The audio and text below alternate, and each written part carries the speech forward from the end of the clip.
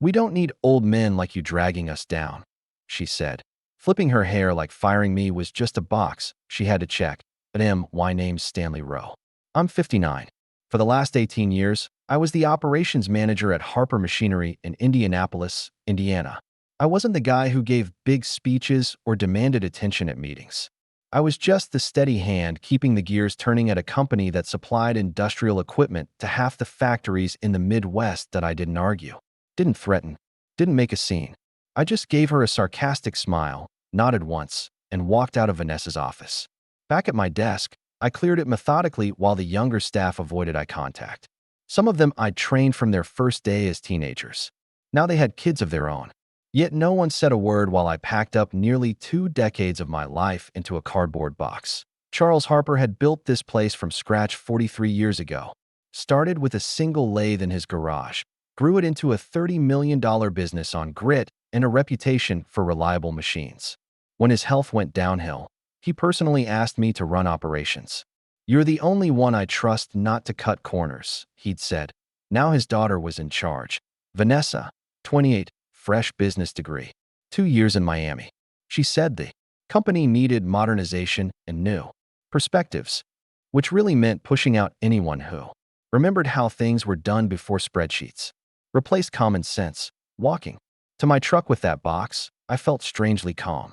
Because what Vanessa hadn't bothered to check, what she didn't even know, was that my contract had a clause Charles himself insisted on years ago. If I was terminated without cause, they owed me 2 full years of salary. I set the box on the passenger seat and sat there a moment, hands on the wheel. Through the windshield, I could see the production floor. Equipment I'd maintained myself. Systems I'd put in place. People I'd hired. All about to find out what happens when institutional knowledge walks out the door, the NO slamming the door. No tires squealing out of the lot.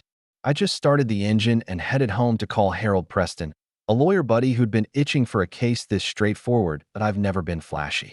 Married to my wife, Linda, for 29 years before cancer took her 4 years back. Raised 2 kids who both turned out fine. My son in Denver with an engineering firm, my daughter teaching 3rd grade in Cleveland.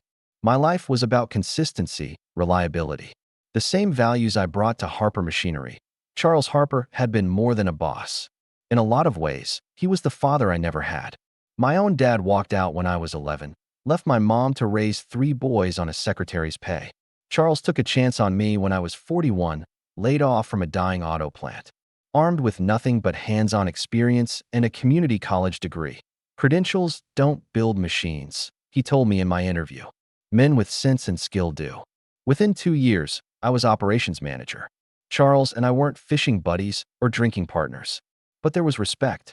When Linda got sick, he rearranged my schedule without me asking, made sure I could take her to every appointment. Family first, Stanley. Always. The first red flag came about a year ago. Vanessa started showing up at meetings with her leather portfolio and perfume cloud, tossing around buzzwords like synergy and market disruption. Charles would wince when she talked about gutting quality control or outsourcing parts we'd always made ourselves. But he never called her out. "Just quietly fix things later. She needs to learn," he told me once, leaning on my office doorframe. Some lessons don't come from books. The second red flag came 3 months ago when Charles announced his retirement. "Heart problems," he said, but I figured it was Vanessa pushing. He looked worn down when he handed me the new org chart with her name at the top. "I made her promise to keep the core team intact," he said, not quite meeting my eyes. "The experience you bring is what makes this place work." I just nodded, but my gut tightened. He couldn't even look straight at me, like he already knew what was coming. The morning after I got canned, I was at my kitchen table with Harold, reviewing my contract, when my phone rang. Charles's name lit up the screen. I almost let it go. Almost. But 18 years of respect doesn't vanish overnight. "Stanley." His voice sounded strained. "What the hell happened yesterday?" "Ask your daughter," I said. My tone was flat, not angry. "Just facts." "I did. She said you were." He stopped, searching for words. "Resistant to the new direction." "Said you were undermining her authority with the floor team." I didn't say a word. Just let the silence hang. Charles knew me better than that. He knew I'd never undermined anyone. "You're going to file, aren't you?" he finally asked. "Already have," I said. "Harold Preston's handling it." Charles let out a heavy sigh. I told her to check the contracts. Told her before I stepped down that there were protections in place. Another pause. She said she cleaned house yesterday. You, Thomas, Jennifer, anyone over 50. My jaw tightened. Thomas had been head of engineering for 12 years. Jennifer ran quality control like it was her personal kingdom. Both of them were irreplaceable. Is that really the direction you wanted, Charles? Clearing out everyone who built this place with you? You know it's not, he said, sounding exhausted. But I gave her control. It's hers to run now. I could hear voices in the background. One of them was unmistakably Vanessa, sharp, demanding. I've got to go, Charles said quickly. She's. The line went dead that I set the phone down and looked at the contract spread across my kitchen table. Section 12, paragraph 3. Harold had highlighted it in yellow. In the event of termination without documented cause as defined in Appendix C, employee shall be entitled to severance compensation equal to 24 months of current salary. It's airtight, Harold had told me earlier. They'll either pay or we'll take them to court. We'll win, and they'll cover my fees, too. I walked to the window, staring at the maple tree in my backyard. Linda and I had planted it when we moved in 26 years ago. We'd nursed it through lightning strikes, disease, storms, propped it up when it was weak, gave it what it needed to thrive. Something shifted inside me. This wasn't just about the money anymore. It was about value, about recognizing what experience brings to the table, about respecting the foundation others built before you decide to renovate the house. I picked up the phone and called Thomas, then Jennifer. By noon, I'd spoken with every veteran employee Vanessa had cut. Some were stunned, others furious, all of them worried. Take a breath, I told each one. Check your contracts. Call Harold. Then I made one more call, to Douglas Clean, owner of Precision Parts across town, a man who tried to lure me away from Harper more than once. Still interested in that conversation?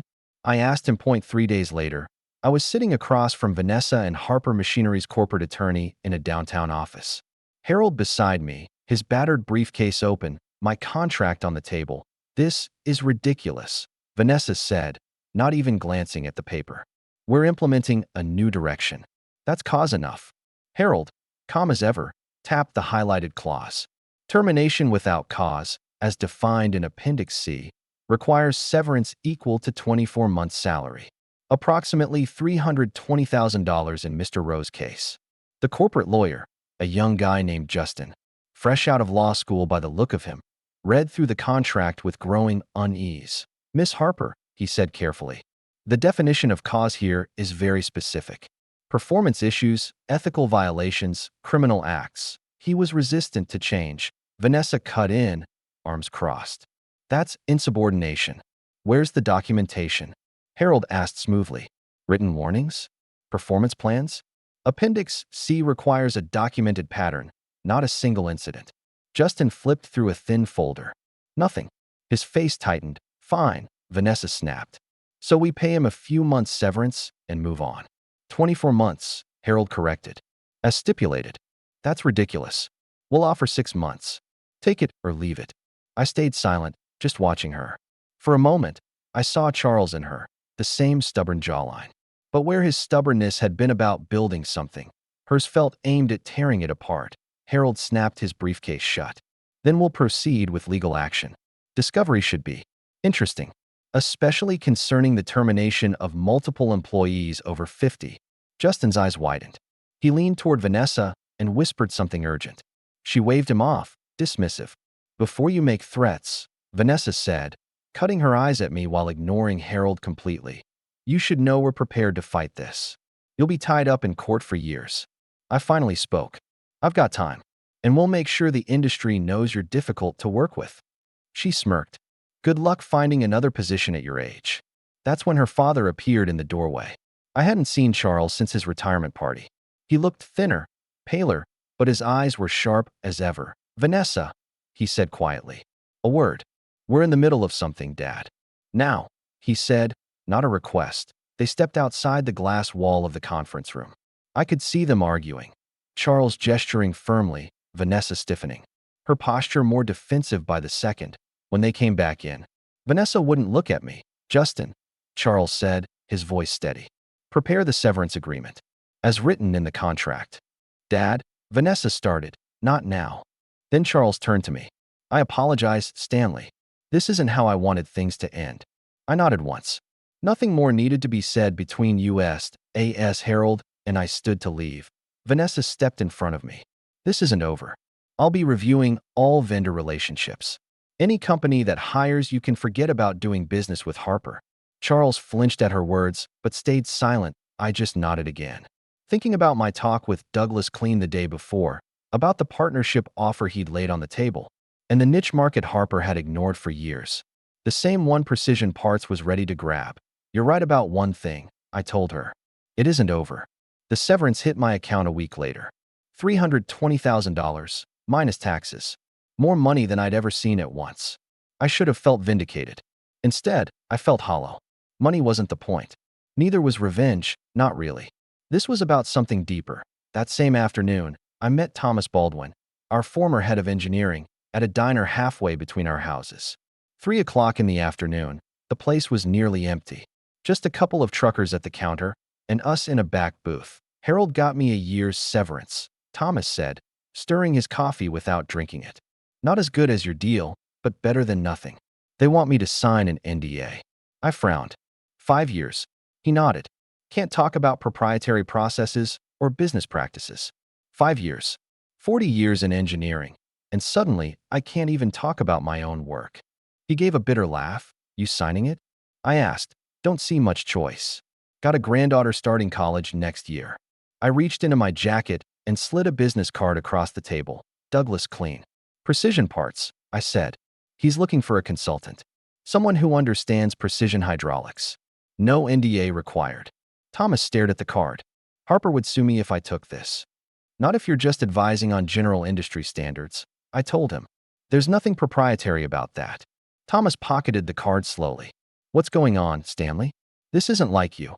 Stirring the pot.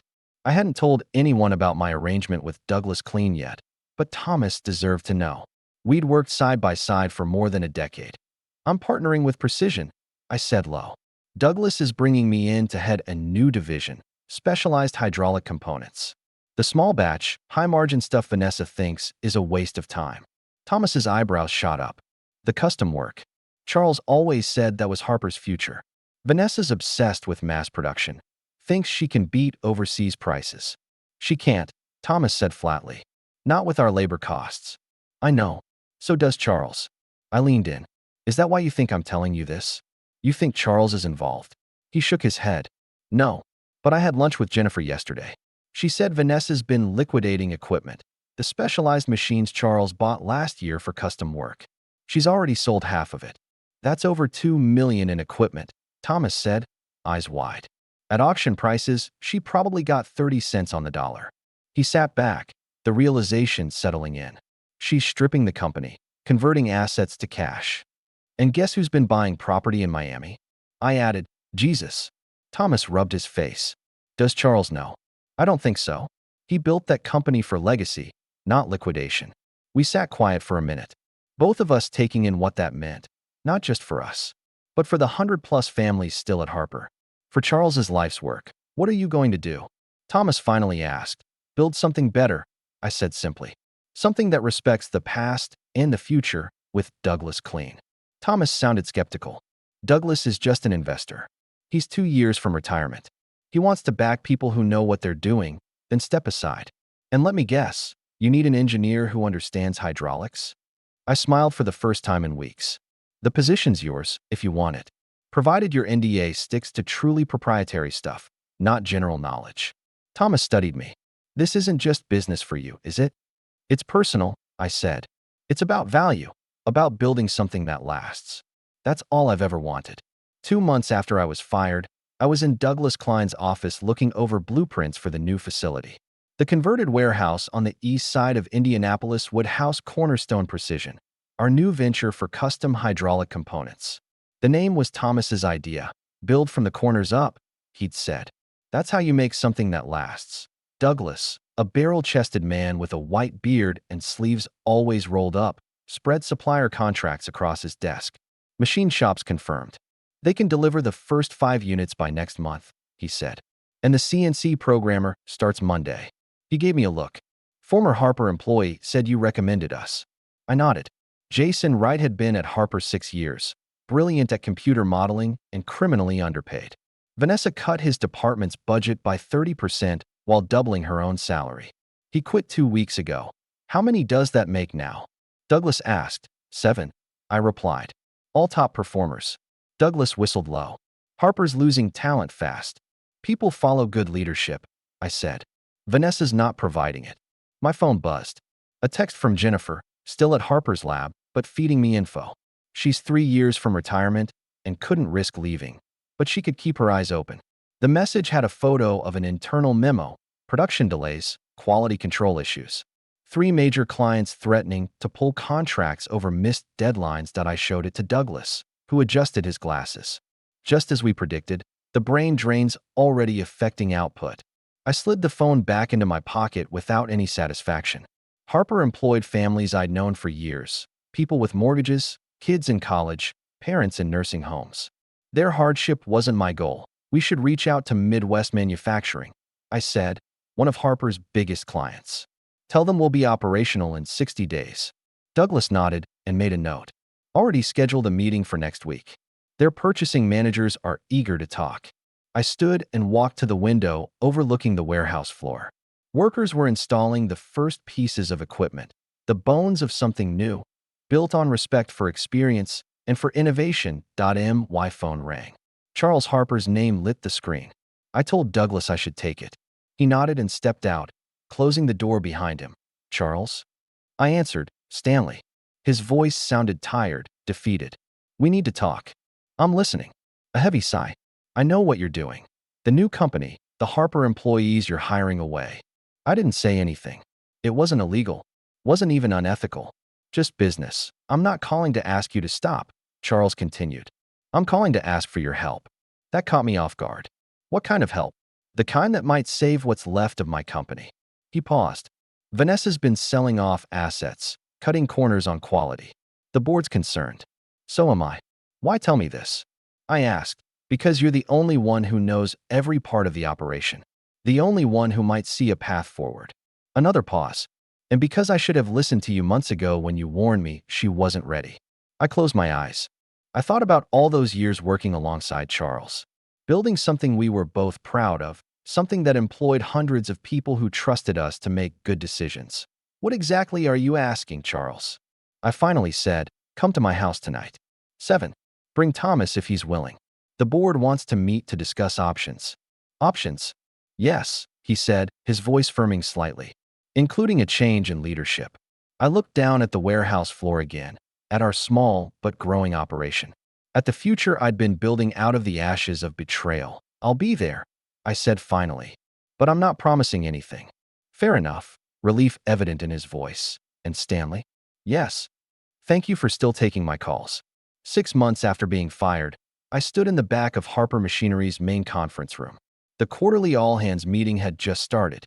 Vanessa sat at the head of the table, flanked by her new executive team, most under 35, all looking nervous that I wasn't supposed to speak until the end. That was the agreement with the board. Let Vanessa present her quarterly results first. Give her a chance to explain the 37% drop in revenue, the lost contracts, the quality control failures. She was halfway through blaming market conditions and legacy inefficiencies when she noticed me. What is he doing here? She demanded, pointing in my direction. Charles, sitting quietly among the board members, nodded to the chairman. Vanessa, the chairman said. The board has reached a decision regarding the company's leadership. Her face went white. You can't be serious, Stanley. The chairman turned to me. Would you like to explain the new arrangement? I stepped forward, holding a folder. The same one Harold had prepared for my severance 6 months earlier, but now with very different contents. Harper Machinery is merging with Cornerstone Precision, I said, voice steady. The board approved the acquisition agreement this morning. Vanessa laughed sharply. This is absurd. I'm the majority shareholder. No, Charles said, standing slowly. You hold 20%. I maintained 51, and I voted in favor of the merger. I slid the folder across the table to her. Cornerstone will absorb Harper's custom hydraulics division. The rest will continue under new leadership, my leadership, Thomas said. Stepping in from the doorway, Vanessa flipped through the documents, hands shaking. This is business, I finished for her. Nothing personal. A year after the merger, I stood in the expanded production facility, now home to both Cornerstone Precision and Harper Custom Hydraulics. Workers moved efficiently between stations, the rhythm of machinery creating a symphony of productivity I'd missed during my months away. Charles joined me on the observation platform, leaning heavily on his cane. His health hadn't improved, but his spirit had. Watching the company thrive again was the best medicine. Quarterly numbers came in, he said, handing me a report. Best in 5 years. I nodded, scanning the figures. Profit margins up, employee retention stabilized, 3 new patents filed. Vanessa called yesterday, Charles said quietly. From Miami. I raised an eyebrow, but said nothing. After the merger, she'd taken her settlement and disappeared. No goodbyes, no apologies. She's starting a consulting firm, he continued. Asked if I'd invest. Will you? Charles shook his head. Told her to come back to Indianapolis first. Learn the business from the ground up, the way I did, the way you did. He smiled sadly. She hung up, but called back this morning, asking if the offer still stood. Below us, I watched Jason training 2 new programmers on our latest system. Jennifer in her lab coat, inspecting components with her usual precision. Thomas at a workstation, sketching a design by hand before transferring it to the computer. Experience and innovation, working side by side, not in conflict. Not one replacing the other, but building something stronger together. You know, Charles said, when I wrote that severance clause in your contract, I never imagined how it would turn out. I smiled. Neither did I. We stood in comfortable silence, watching the company we'd both helped build continue to grow. Some lessons are expensive, but the ones that stick, the ones that change how we see the world, those are always worth the price.